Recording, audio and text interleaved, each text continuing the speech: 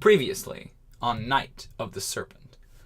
The gates of Mbala are heaped with human skulls. During a short round of investigations, the heroes of Red Bazaar try to determine how long have they been there, are all the skulls human, what's the deal, why are they arranged like this. Heck eventually grows impatient, flies over the skulls, and blasts the party a path through to ensure there are no hidden traps or anything. They climb the flights of stairs and mount onto the top of the plateau. The city of Mbala, once green and growing, now dry and desiccated, spreads out before them. Once it was surrounded by palatial gardens, but now those gardens are withered and barren. As they move through the city, they see broken boulevards and empty plazas, dead vines clinging to crumbling sandstone, and no signs of life.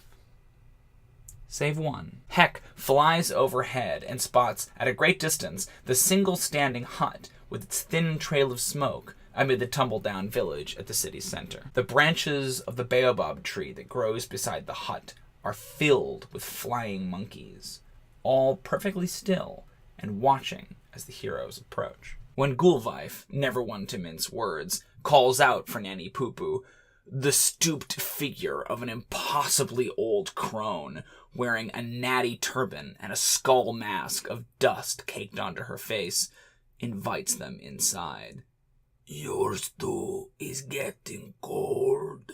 It's smoky inside the small hut, full of dried herbs, jars of strange specimens, and a delicious aroma of stew rising from the cookpot. Nanny Poo-Poo offers them each a bowl. Heck readily refuses, convinced of her evil. Gûlwyf readily accepts and likes what she tastes. 13, torn between the two, eventually relents. To Heck's credit, the Old Crone doesn't make any bones about how evil she is. She worships Dendar, she tells them, and while she didn't start the dream plague, she's happy to benefit from it.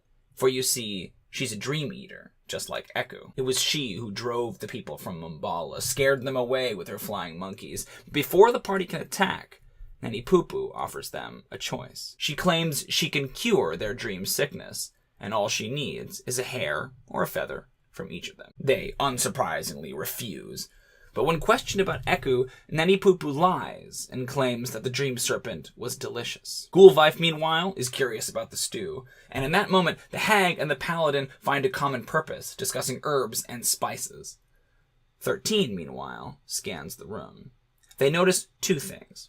A slight bump under the woolen mat that Nanny Poo-Poo uses for a bed, and a jar tucked behind the others, whose contents contain a swirling morass of red feathers and scales. While Heck's wings attempt to cover 13, the tabaxi creeps across the hut. Nanny Poo-Poo, however, is too crafty for them, and spots 13 at the precise moment they lay a paw on the jar.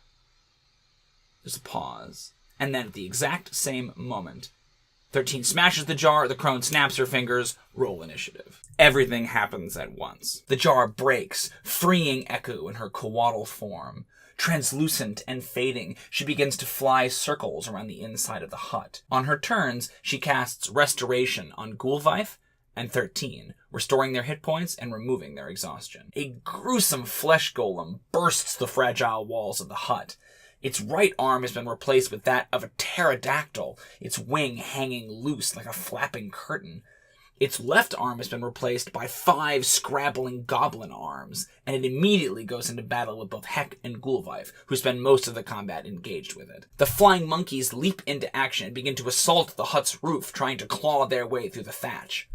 Eku begs for help. In her incorporeal form, her clock is ticking and her strength failing. 13 asks what they can do to help, and Eku says that someone has to be asleep, so the tabaxi goes rummaging through the hag's herbs looking for some kind of a tranquilizer. As they search, they pull aside the reed mat and discover, imprisoned beneath the trap door, 5 one-armed goblins seeking to seize this opportunity to escape. One by one, flying monkeys start to crash through the thatched roof and attack the party. Nanny Poo-Poo, seeing the battle turning against her, goes ethereal and escapes out the front door, the monkeys covering her retreat. At the last possible second, 13 stuffs their mouth with narcotic herbs and falls asleep as Eku rushes into their body to possess them. In the aftermath of the battle, the characters burn down Nanny Poo-Poo's spooky hut and bury the tattered remains of Eku's former skin. Inside the smoldering ruins, they discover a trove of items, gems, a spell scroll none of them can read, and 10 ingots of pure adamant, each one bearing a symbol suspiciously similar to Gûlwyf's hammer. Inside of 13,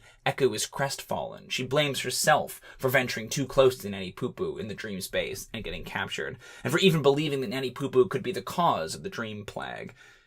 She doesn't know where to go next, and she feels hopeless. From high atop the plateau, the characters can spot, in addition to the Heart of Ubtao, 2 other familiar landmarks from their dreams: Gûlwyf's vine-choked ziggurat, and Heck's Tower of Fire. They eventually decide to head to the ziggurat, to the west, since it's the closest.